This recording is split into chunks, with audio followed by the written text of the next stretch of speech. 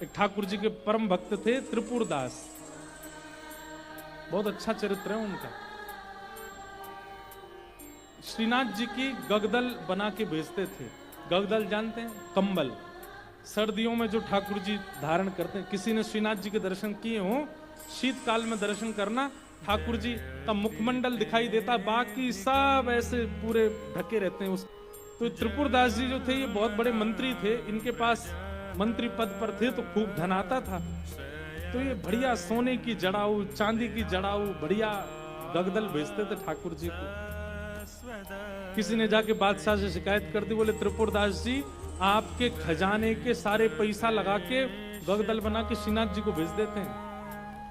तो बादशाह ने इनको अपनी मंत्री पद से हटा दिया, और जैसे ये मंत्री पद से हटे कंगाली आ गई, गरीब हो गए।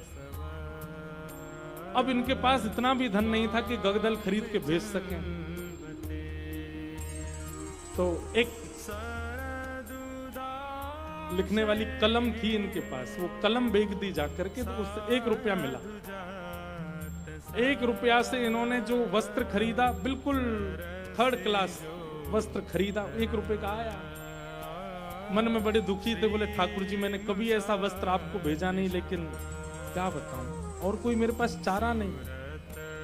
वो वस्त्र खरीद करके उस पर प्रेम से हृदय से लगा के उस पर बढ़िया सुंदर कुछ रंग रोगन किया, जो जो उन पर उपस्थित था।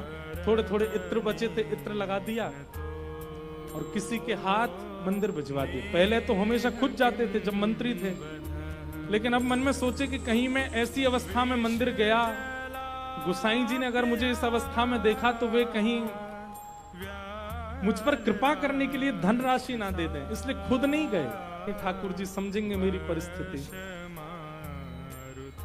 शीतकाल का समय आया, यहाँ पर वो चद्दर जैसे ही पहुंची तो भंडारियों ने सोचा ये तो बिल्कुल सामान्य स्थिति की है, ये ठाकुर जी की सेवा में क्यों जावे, ऐसे ही रख दो इसको कहीं किनारे किनारे में कहीं रख दी।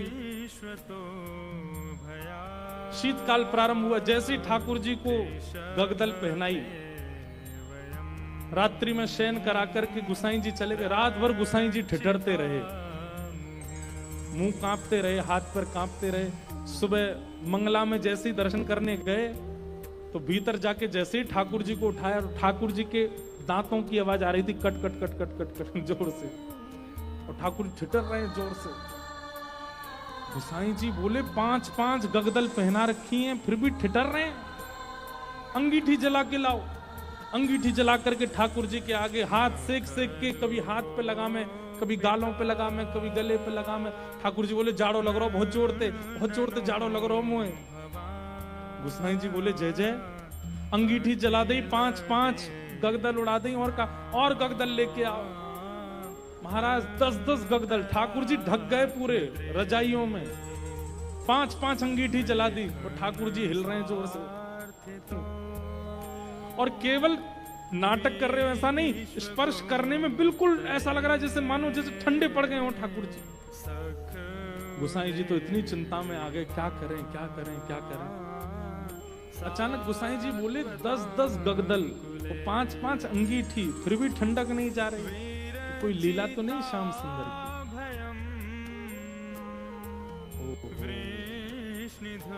निश्चित ही किसी भक्त के द्वारा भेंट आई है और वो हमने पधराई नहीं है, इसीलिए ये सब हो रहा है। तुरंत गुसाई जी बोले किसी भक्त की भेंट आई थी क्या? क्या क्या भेंट आई बताओ। सब बताया, बोले ये भेंट आई है, पर एक बोला एक और आई है, वो पतली सी चद्दर आई है एक, उसका कपड़ा भी ऐसा हम भी नहीं पहने, वो रखी है किनारे। गुसाई जी बोले वही लेके आओ। लेकर के आए, सारे 10 के 10 गगदल हटाई, पतली सी बेकार से कपड़ा की वो चद्दर जैसे ही ठाकुर जी को उठाई, ठाकुर जी बोले पसीना आ गए मुंह से, भैया मेरी सबरो जाड़ो चलो गो। अरे अंगीठी हटाओ, मुंह को बहुत जोर से गर्मी लग रही है।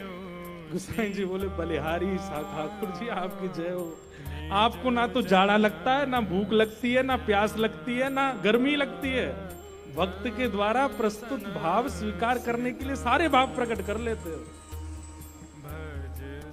ऐसे हमारे ठाकुर जी। तो त्रिपुर दास की बेचारी की सामान्य सी चद्दर ओढ़ करके ठाकुर जी पसीना बहा रहे हैं अपने मुंह, इतनी जोर से गर्मी लगी आई मुंह। ऐसे हमारे ठाकुर जी। तो आप मत कीजिए